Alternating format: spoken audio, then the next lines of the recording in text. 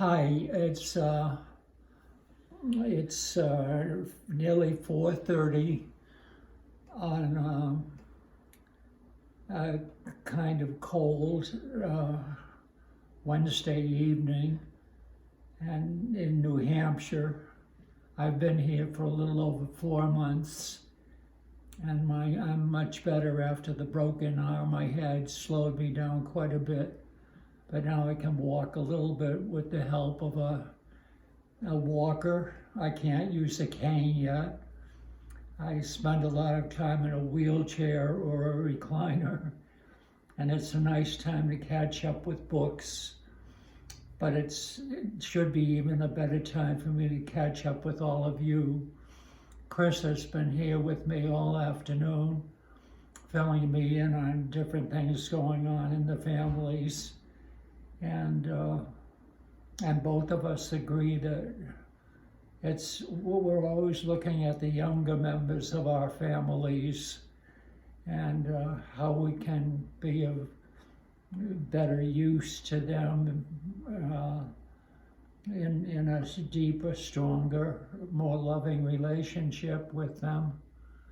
I've told her that now that I'm toward the end of my own life, I so wish I had stayed closer to each of you, and by a telephone call even, or an email or something.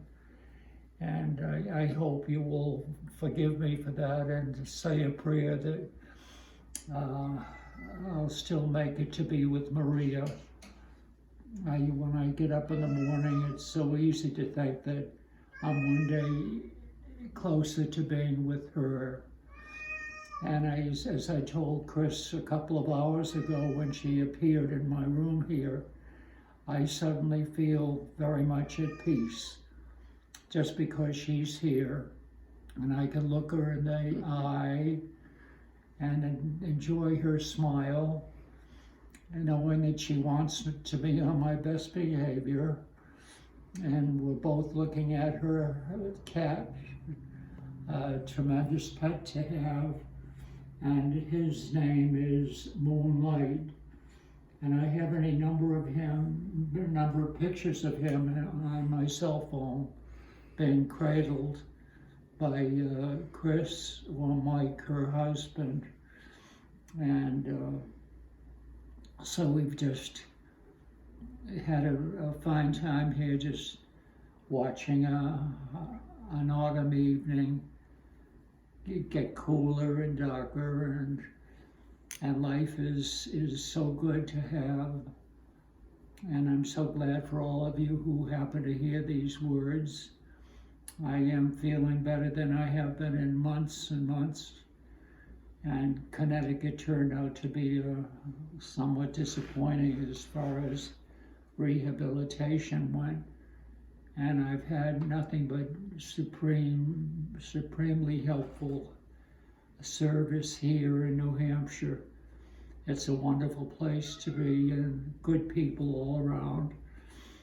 And already they've met Chris, and I can tell they were glad to meet her, knowing that she and I are, well, we are what we are, uncle and niece and all that stuff. But I send you my holiday greetings for Thanksgiving and the coming Christmas. And I know I have a lot to be thankful for, and I know we all do. And as I said to Chris when I read Matthew's note to me, he sent a wonderful gift to me of fresh fruit.